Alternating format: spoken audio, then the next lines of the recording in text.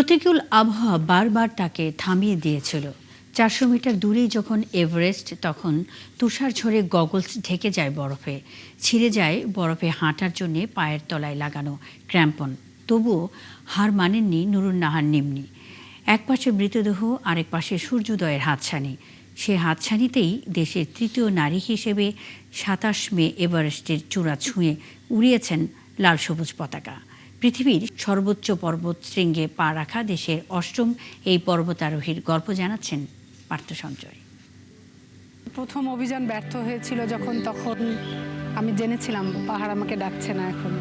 তখন আমাকে পাহাড় ফিরিয়ে দিয়েছে।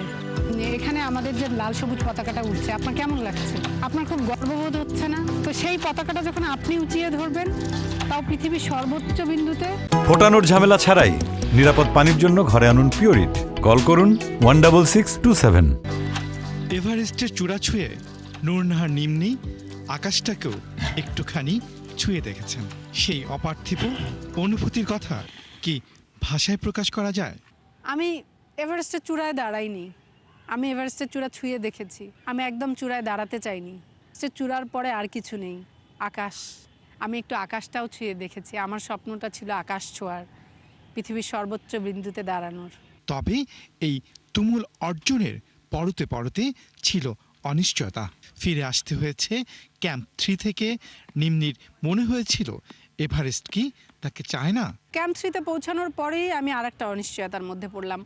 আমাদেরকে বেস ক্যাম্প থেকে জানানো হলো যে ক্যাম্প 3 থেকে উপরে আবহাওয়া খুবই খারাপ, এখন সামিটে যাওয়া যাবে না, এটা মৃত্যু ঝুঁকি হয়ে যায়।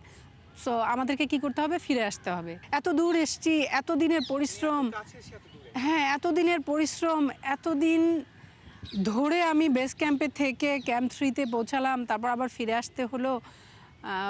এভারেস্ট কি চায় না আমাকে এবার? ২৬ মে আবারও যাত্রা। এর মধ্যেই দলের ৪ জনের মধ্যে 2 জন পুরুষ ঝরে পড়ল। ক্যাম্প 4-এ আবারও তুষার ঝড়। খারাপ আবহাওয়ার মধ্যে যখন ৮০০০ মিটার উচ্চতায়, প্রায় ৮০০০ মিটার উচ্চতায় ক্যাম্প 4-এ পৌঁছালাম, তখন ভয়ঙ্কর ঝড়। তার আগের দুদিনও ঝড় ছিল এবং ঝড়ের তাণ্ডব পুরো ক্যাম্প 4 জুড়ে। সব তাঁবু ছিঁড়ে পড়ে আছে, বেশিরভাগ তাঁবু ছিঁড়ে পড়ে আছে। 8 4টা তাঁবু ছিল, কিন্তু 2টো তাঁবু নষ্ট হয়ে যায় ঝড়ের কারণে। একটা তাঁবুতে কোনো মতে আমরা, মানে ছোট্ট একটা তাঁবুতে আমরা 6 জন ছিলাম। মাত্র ৪০০ মিটার দূরে যখন এভারেস্ট, তখন নিম্নি পড়লেন সবচেয়ে বড় চ্যালেঞ্জের মুখে। তুষারগুলো আমার গগলস ভেদ করে আমার চোখে চলে আসলো। আমার গগলসের চারদিকে তুষারকণা জমে গেল। আমি তখনও ৪০০ মিটার দূরে আছি সামিট থেকে। আমার ক্রাম্পন ছিঁড়ে গেল। ওটা ছেঁড়া মানে আমার পক্ষে সামনে এগিয়ে যাওয়া খুব কঠিন। তো তখন ভাবছি যে আমার পক্ষে তো সামিট করা সম্ভব নয়, আমার মনে হয় ফিরে যেতে হবে। তো তখন এই যে কষ্টটা, যে আমার ফিরে যেতে হবে, তো এই কষ্টটা পাওয়ার আগেই আমি চিন্তা করলাম যে ফিরে যেতে গেলেও আমার ক্রাম্পনটা লাগবে। তো তখন আমি আত্মবিশ্বাস ফিরে পেলাম যে না, আমার ক্রাম্পন তো ঠিক করতে হবে। তো আমার যে শেরপা ছিল, গাইড ছিল, ও আমার ক্রাম্পনটা ঠিক করে দিল। হিলারি স্টপে দাঁড়িয়ে নিম্নি যেন জীবন আর মৃত্যুর রহস্যময় সোপানে, যেখানে জীবনকেই জয়ী করলেন নিম্নি। যখন পৌঁছাচ্ছি হিলারি স্টেপের কাছাকাছি পৌঁছালাম, ওখানে দুটো মরদেহ অনেক পুরনো রয়ে গেছে, এগুলো পেরিয়ে গেলাম এবং আমার পূর্ব দিকে তখন সূর্যোদয় হচ্ছে।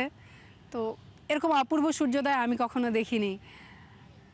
তো এই সূর্যোদয় দেখতে দেখতে হিলারি স্টেপের মতো কঠিন জায়গা পেরিয়ে গেলাম। পেরিয়ে গিয়ে যখন শিখরের কাছাকাছি পৌঁছে গেলাম, তখন আমার মনে হলো আমি পেরেছি। পার্থ সঞ্জয়, ৭১, ঢাকা।